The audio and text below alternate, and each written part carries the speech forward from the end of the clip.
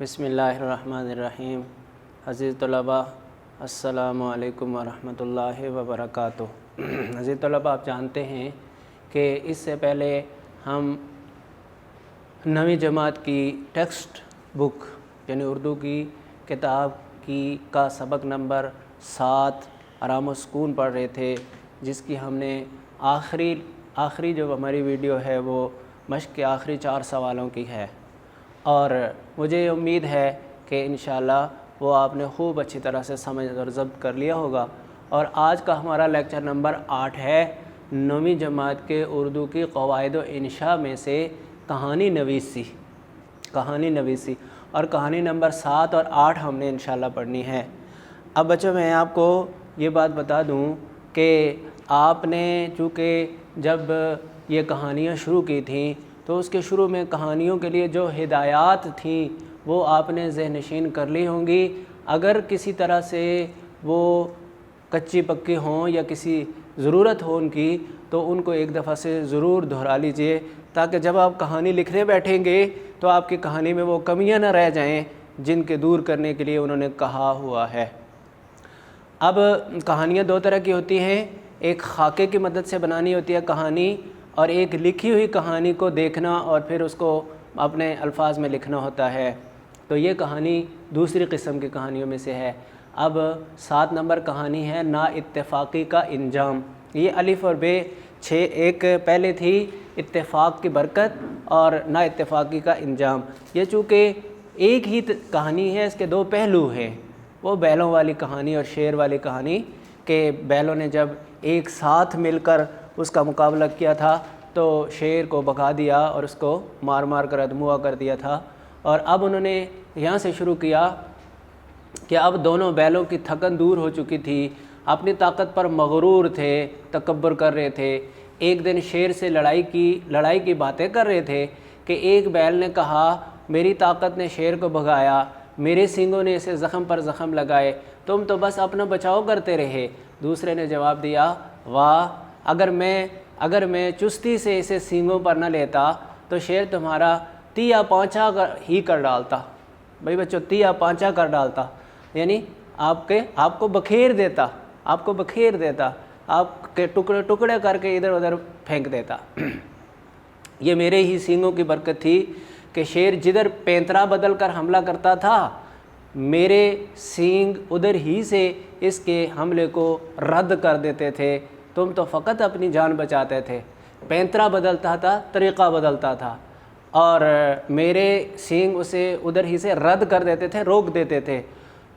تم تو فقط اپنی جان بچاتے تھے، صرف۔ آپ کو کہانی پڑھانے کا مقصد یہی ہے کہ آپ اس کو سمجھ لیں۔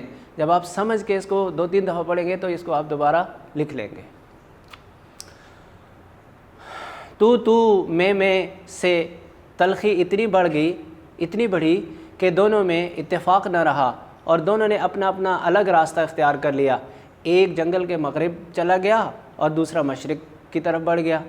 اتنے دنوں میں شیر تندرست ہو چکا تھا۔ تندرست دیکھیں بچوں، لکھا کیسے ہوا ہے تندرست؟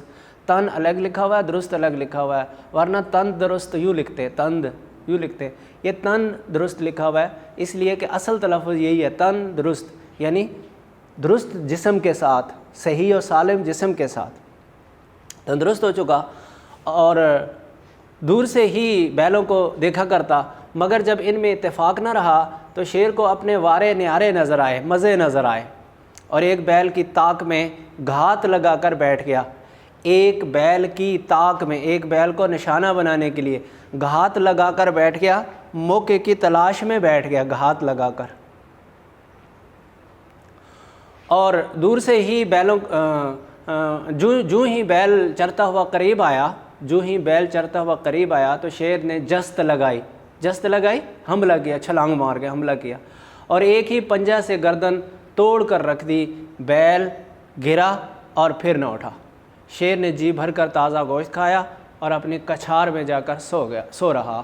یہ نا اتفاقی کا انجام کیا کہ پہلے جب بیل دونوں اتفاق سے رہے تو شیر کو ادموا کر دیا مار مار کے، اور اب جب ان کے اندر بے اتفاقی آ گئی تو شیر نے ایک بیل کو پہلے اور پھر دوسرے بیل کو اسی طرح مار کر ڈھیر کر دیا اور وہ کھا کر انہیں چلا گیا۔ تو بچے اس کہانی سے ہمیں سبق کیا ملتا ہے؟ اس کہانی سے ہمیں سبق کیا ملتا ہے کہ اتفاق میں برکت بھی ہے، نجات بھی ہے، اور نا اتفاقی میں بے برکتی بھی ہے، ہلاکت بھی ہے۔ اچھا، تو ایک بیل کا کام تو ہو گیا، اگلے دن اٹھا دوسرے بیل کی تلاش میں نکل کھڑا ہوا، یہ بیل بھی اسے جلد ہی مل گیا۔ شیر ایک جھاڑی کے پیچھے چھپ کر بیٹھ گیا اور دل ہی دل میں اس کے گوشت کا مزہ لینے لگا۔ بیل بے خبر چل رہا تھا، اس کو خیال بھی نہ تھا کہ دشمن اس کی طاق میں ہے، نشانے پہ ہے، نشانہ پہ لگانے کے لیے ہے۔ جو ہی جھاڑی کے قریب آیا، شیر انگڑائی لے کر اٹھا اور چھلانگ لگا کر بیل کی پیٹھ پر جا بیٹھا۔ بیل نے بھتیرا جھٹکا، کافی جھٹکنے کی کوشش کی، سینگ ہلائے، مگر شیر نے اپنے پنجوں سے اس کی کھال ادھیڑ دی اور ایک پنجہ اس زور سے گردن پر مارا کہ گردن ایک طرف کو لڑک گئی اور بیل زمین پر گر کر مر گیا۔ شیر نے اس کا گوشت کھایا، لہو پی کر اپنی پیاس بجھائی اور دہاڑتا ہوا ایک طرف کو نکل گیا۔ بچوں ایک بات اور ذہن میں رہے، شیر کے بولنے کو دہاڑنا کہتے ہیں اور شیر کے رہنے کی جگہ کو کچھار کہتے ہیں، کچھار۔ اسی طرح ہر ایک کے بولنے کی الگ الگ نام ہے نا، کوے کے بولنے کو کہیں کہتے ہیں، اسی طرح بیلوں کے بولنے کو ڈکارنا کہتے ہیں، شیر کے بولنے کو دہاڑنا کہتے ہیں، اور شیر کے رہنے کی جگہ کو کچھار کہتے ہیں۔ تو یہ انجام ہوا دونوں بیلوں کا جب ان کے اندر نا اتفاقی پیدا ہو گئی۔ اسی طرح آپ دیکھیں دوسری کہانی ہے جھوٹ کی سزا۔ تو بھئی بچوں اس کہانی کے لکھنے کے لیے نہ ان الفاظ کی، نہ ان جملوں کی، نہ اس پیراگراف کی ضرورت ہے، بلکہ اس مضمون کی آپ کو ضرورت ہے۔ اس کو آپ نے اپنے الفاظ میں ترتیب دے کر آپ نے کہانی لکھنی ہے، اور یہ کہانی کی کوانٹٹی بھی 1 پیج کافی ہے، کیونکہ یہ بھی 5 نمبر کی ہوتی ہے، اور 5 نمبر کے لیے اس سے زیادہ لکھنے سے دوسرے پیپر کا نقصان ہوتا ہے۔ ہاں، کہانی لکھنی اس انداز میں ہے کہ جو نتیجہ آپ ثابت کرنا چاہ رہے ہیں وہ بخوبی ثابت ہو رہا ہو، اس میں کوئی ابہام باقی نہ رہے۔ جتنا اس میں ابہام رہے گا اتنے آپ کے نمبر کٹتے جائیں گے۔ تو جھوٹ کی سزا۔ ایک نوجوان گڈریا دریا کے کنارے اپنی بھیڑیں چرایا کرتا تھا۔ گڈریا چرواہے کو کہتے ہیں، بھیڑوں کے چرواہے کو گڈریا کہتے ہیں۔ ایک دن ایک نوجوان گڈریا دریا کے کنارے اپنی بھیڑیں چرایا کرتا تھا۔ اسے عادت تھی کہ کبھی کبھی مستی میں آ کر چلاتا شیر آیا، چلانے کا مطلب اونچی اونچی آوازوں میں باتیں کرتا۔ شیر آیا، دوڑو۔ ارد گرد کے کھیتوں میں کام کرنے والے سنتے تو لاٹھیاں کلہاڑیاں لے کر دوڑ پڑتے، کیونکہ ظاہر بات ہے کہ کھیتوں میں کام کرنے والوں کے پاس لاٹھیاں اور کلہاڑیاں ہی ہوتی ہیں، تو وہ انہی کو ہتھیار کے طور پر استعمال کرتے ہیں، تو وہ لے کر دوڑتے تھے کہ شیر سے بندے کو چھڑائیں۔ مگر جب گڈریے کے پاس پہنچتے تو وہاں کوئی شیر بھیڑیا نہ پا کر گڈریے سے پوچھتے، میاں کہاں ہے شیر؟ تو گڈریا ہنس دیتا اور کہتا کہ میں نے تو صرف دل لگی کی تھی، شیر کے لیے تو میں خود ہی کافی ہوں، شیر آئے گا تو جان سلامت نہ لے جائے گا۔ چند بار تو لوگ گڈریے کی پکار سن کر پہنچ جاتے رہے، مگر گڈریے کی روز کی پکار سے تنگ آ گئے۔ اب اس کی پکار کو سب جھوٹ سمجھتے اور کوئی ادھر توجہ نہ دیتا۔ اب جب بھی عادت اس کی تو تھی، لیکن جب بھی اب وہ آواز دیتا تو سارے کہتے ہیں اس کو بولنے دو، یہ ایسے بولتا رہتا ہے۔ خدا کا کرنا کیا ہوا کہ ایک دن سچ مچ کہیں سے شیر آ گیا، بھیڑوں کا گلا دیکھا تو خوش ہوا۔ گلا ریوڑ کو کہتے ہیں، جب گلے کی نسبت بھیڑوں کے ساتھ ہو تو ریوڑ ہوتا ہے، جب پیسوں کے ساتھ ہو تو پھر وہ صندوقچہ ہوتا ہے جس میں پیسے ڈالے جاتے ہیں، اور انسان کے ساتھ ہو تو پھر انسان کا گلا یہ گردن کا اگلا حصہ ہوتا ہے۔ تو وہ آپ کہتے ہیں کہ بھیڑوں کا گلا دیکھا تو خوش ہوا، بڑھ کر ایک بھیڑ کے پنجہ مارا، بھیڑ کی گردن ٹوٹ گئی اور مر کر ڈھیر ہو گئی۔ گڈریے نے شور مچایا مگر کوئی اس کی مدد کو نہ آیا۔ کیوں؟ اس لیے کہ پہلے جھوٹ بول کر لوگوں کو بدظن کیا ہوا تھا۔ گڈریا لاٹھی لہراتا ہوا آگے بڑھا تو شیر نے ایک ہی جست میں اس کی گردن بھی مروڑ دی۔